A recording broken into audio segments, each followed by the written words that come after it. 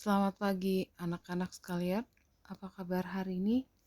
Kuharap semuanya dalam keadaan sehat dan tidak kekurangan suatu apapun. Hari ini kita akan melanjut materi ruang lingkup biologi. Kita masuk kepada organisasi kehidupan. Dalam ruang lingkup biologi organisme atau makhluk hidup yang dipelajari terdiri dari berbagai tingkatan. Mulai dari yang terendah yaitu molekul sampai tingkat yang paling kompleks yaitu biosfer. Organisasi kehidupan tingkat molekul. Atom-atom berikatan sehingga membentuk molekul. Struktur dan fungsi molekul menyusun komponen-komponen pembentuk sel.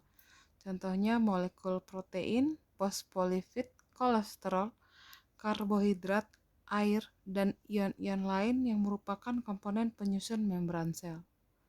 Kemudian kita masuk tingkat sel. Setiap makhluk hidup tersusun atas sel.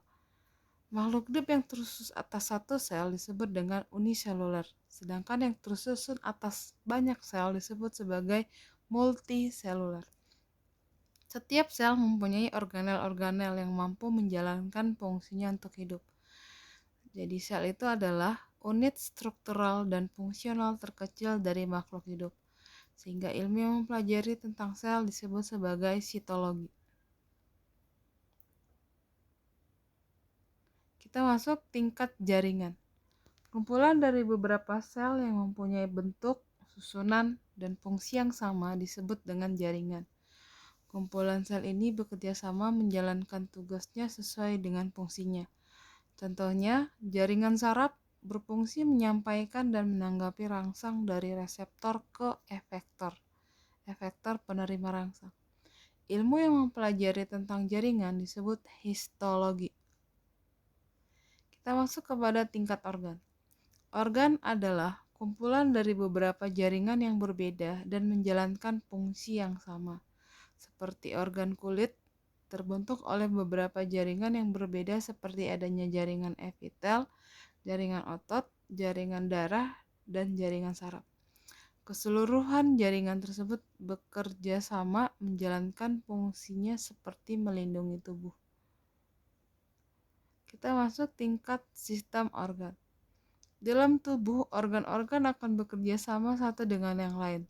Tanpa ada kerjasama dengan organ yang lain, proses dalam tubuh tidak akan terjadi. Contohnya jantung berfungsi untuk mengedarkan darah. Jantung tidak dapat bekerja tanpa adanya organ lain seperti pembuluh darah. Begitu juga sebaliknya, pembuluh darah tidak dapat bekerja tanpa adanya jantung. Kumpulan organ-organ dengan sistem tertentu disebut sebagai sistem organ. Ini adalah contoh dari sistem pencernaan. Ada gigi, kerongkongan, kemudian ada lambung, usus halus, usus besar, dan nanti berakhir di anus. Kita masuk kepada tingkat individu. Individu merupakan organisme tunggal yang tersusun oleh kumpulan sistem organ. Adanya berbagai sistem organ yang fungsinya berbeda membuat suatu individu dapat melakukan hidupnya dengan baik. Jadi organisme tunggal seperti seekor burung, seekor gajah, seekor harimau, dan lain sebagainya. Organisasi tingkat populasi terbentuk oleh kumpulan individu atau spesies yang sejenis yang menempati suatu habitat atau tempat hidup suatu makhluk hidup dan dalam waktu tertentu. Dalam populasi terjadi interaksi atau hubungan antar spesiesnya. Hubungan tersebut bertujuan untuk menjalankan fungsi hidupnya seperti melakukan perkawinan, berkembang biak, perlindungan, dan lain sebagainya. Contohnya segerombolan bebek, kemudian sekumpulan rumput, jadi individu yang satu jenis. Kita masuk kepada tingkat komunitas. Dibentuk oleh berbagai jenis atau spesies makhluk hidup yang saling berinteraksi dan menempati lingkungan dalam waktu yang sama. Secara garis besar, komunitas terbagi menjadi dua, akuatik dan terestrial.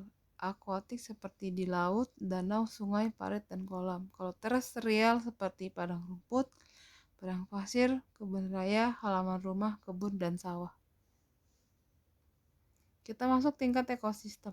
Dibentuk oleh beberapa macam populasi yang berinteraksi dengan lingkungan dengan tempat mereka hidup, atau interaksi yaitu hubungan timbal balik antara komponen hidup dan komponen tidak hidup abiotik yaitu lingkungan.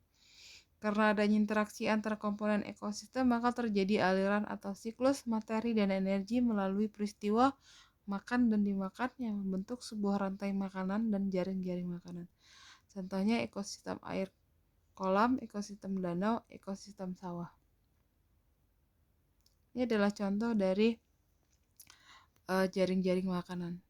Tumbuhan dimakan oleh kelinci dan kelinci dimakan burung elang. Atau bisa juga tumbuhan dimakan tikus, tikus nanti dimakan oleh ular.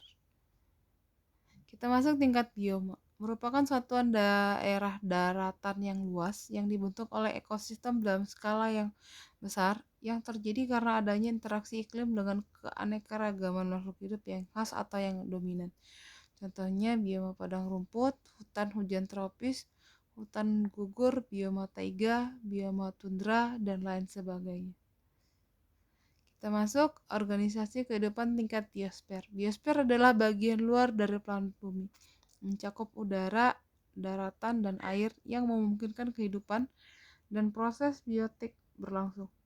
Dalam pengertian luas, menurut geofisiologi, biosfer adalah sistem ekologis global yang menyatukan seluruh makhluk hidup dan hubungan antar mereka, termasuk interaksinya dengan unsur litosfer batuan, hidrosfer air, dan atmosfer atau udara. Bumi sekarang adalah satu-satunya tempat yang diketahui yang mendukung kehidupan. Biosfer dianggap telah berlangsung selama sekitar 3,5 miliar tahun dari 4,5 miliar tahun usia bumi. Oke anak-anak sekalian, sampai di sini materi kita hari ini. Kita lanjutkan di pertemuan berikutnya. Selamat pagi semuanya.